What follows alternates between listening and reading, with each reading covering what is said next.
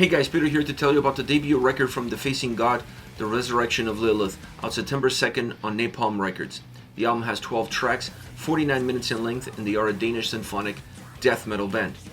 This is a concept album, is a theme-driven album. The theme is spirituality, and it surrounds itself around the female demon Lilith, which was Adam's first wife. This has a deep impact on everything you're going to experience, in the overall design, in the individual design of the songs, in the sonic experience that each track gives, the atmosphere that comes from it, and obviously the lyrical content. As far as an album approach is concerned, I feel like this record is perhaps a little bit too linear, too straightforward. It moves, and it moves really well, but it never really changes the direction of that movement. I always felt like I was going from point A to point B in a straight line. I wanted a little bit more of ebbs and flows in order for the experience to be more engaging, to be more interesting, to be more dynamic, just to have a little bit more life. It tells the story, but the story starts to become one with everything else around it, and it's harder to tell the forest from the trees when you have an album that always moves in the same direction, with not giving the listener a chance for breaks, a chance for pauses, a chance for resets. I feel like if you're going to keep the album as is with this straightforward approach, and you're not going to change the individuality of the songs and create songs that break away from the pack, that break away from this linear motion, then the best way to change things up or allow the listener to feel a little bit more connected and allow the songs to feel a little bit more disconnected from one another is adding a few interludes. I think that could have helped from a storytelling point of view. It would have definitely helped from an overall structure and the impact that that same structure has to the listening experience of going from first to last song. As far as soundscape is concerned, this album is produced by Jacob Hansen. Once you see that name, you know quality is attached to it, and this record is no different. It has this larger-than-life, epic, cinematic vibe to it, incredibly robust, a lot of texture to this album, a lot of great sound and great quality with that same sound. Sometimes when you have albums like this that have a lot of layers, that have a lot of moving pieces, a lot of elements, it's easy to lose track of what's happening within the album. This record stays very defined. It loses its definition in some key moments, but overall for a debut album, it still stays very defined. It still allows you to understand what the sound is doing, what this sonic experience is trying to give you.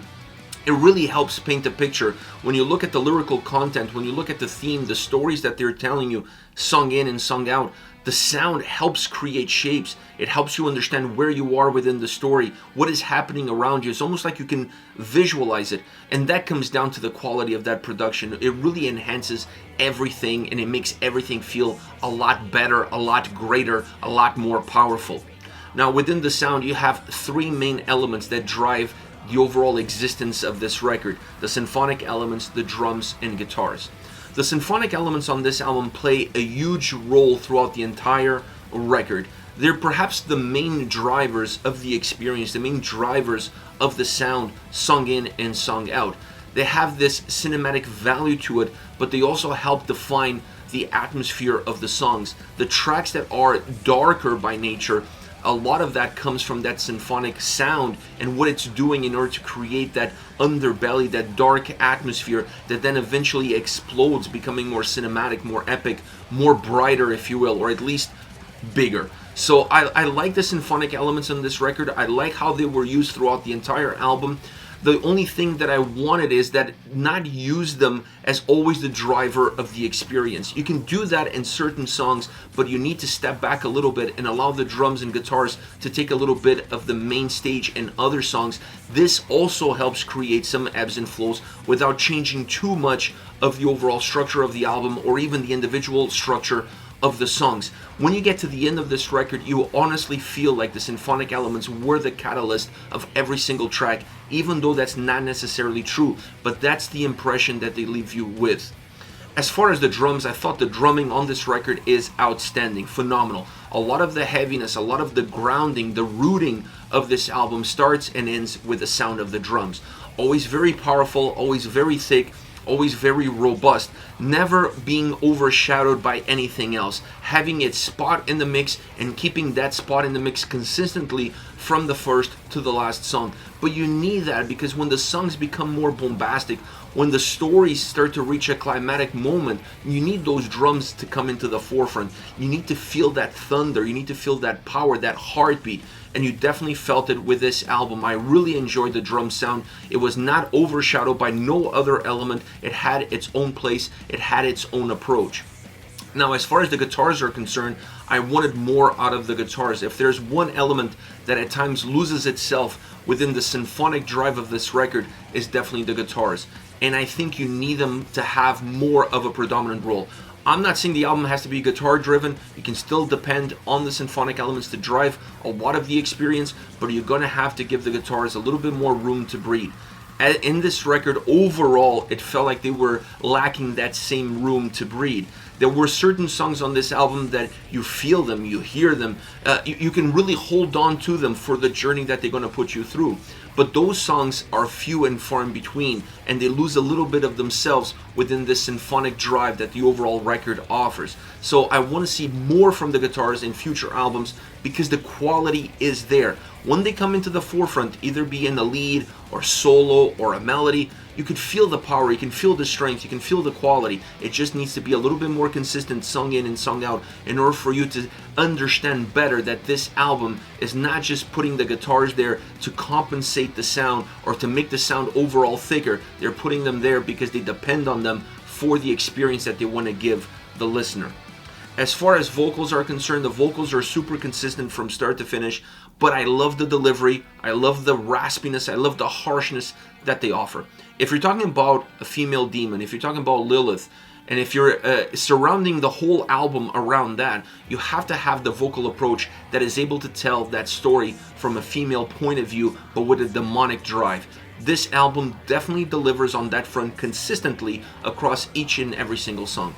I also enjoy the choirs. They use the choirs really well, pairing them up with the symphonic elements in order to create that cinematic, that epic vibe that helps tell the story a lot better, or at least it helps bring the story to life a lot better. So vocally, this album definitely delivers, and it's on point across every single element that it has.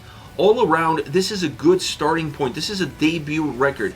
So I feel like this album showcases the tools that the band has, what they can do going forward, and they have all the raw material available to them. They just have to create albums that have more definition in terms of what they're trying to give. Understand that stories have ebbs and flows, stories have peaks and valleys, and you need those peaks and valleys more consistently throughout an entire album for the listener to stay engaged and for the experience to be slightly different, sung in and sung out. Otherwise, you start to lose the listener throughout the entire experience because everything starts to feel too much of the same. So this album is a very good starting point, is a very good debut record, but it showcases some of the shortfalls that you normally see in a debut album. But still, a very good starting point and a very enjoyable album all around. As far as favorite songs are concerned, I want to start off with The Resurrection, a hard-hitting song. The drums are monstrous on this track. The guitar sound blends really well with the symphonic experience, allowing you to feel like the overall soundscape is very thick with the drums, symphonies and guitars, everything working together in order to give you this wall of sound that always feels like it's coming closer and closer to you. It also allows the guitars to break away from those symphonic elements, break away from those drums, and have a little bit more of its own time. It has an awesome solo, and this movement of the guitars coming in together, breaking apart, is really important in order to set this song apart from everything else. They needed more tracks like this that follow this sort of dynamic, that follow this sort of blueprint, because it makes the individual track a lot more engaging, a lot more interesting, having a lot more peaks and valleys. You feel like you're moving even faster. You don't need this big thick sound coming at you all the time. Creating movement, changing the dynamic of the song, that also causes you to feel like things are coming at you at a higher speed, and this track definitely has that. Next you have Death Followed Like a Plague, a song that has a great dark atmosphere. It really has a dark embrace. You feel it in the vocals, you feel it in the sound, you feel it across every single element. The vocals actually enhance that darkness, that dark underbelly that this track offers. It has a very cinematic feel to it, almost Hitchcock-like. in terms of how the darkness embraces the atmosphere, how the atmosphere is embraced by that darkness, and how these elements are really permeating from the overall soundscape and vocal delivery. Interesting track from that perspective, because the lyrical content of the song comes to life with what you're listening to. This is a song that feels four-dimensional. It has a little bit more texture, it has a little bit more life. A track that also sets itself apart from the entire album because of that four-dimension approach that it has. Really interesting song, well constructed, allowing you to feel all the different elements but still being able to break them apart. A track that reminded me a lot of Karak Angren. They do this cinematic approach in a very simplistic way, but with a lot of layers behind it very well, and these guys did exactly the same thing with Death Follow Like a Plague. Last but not least, definitely last because this is the last song on the album, Into the Mist of Memories.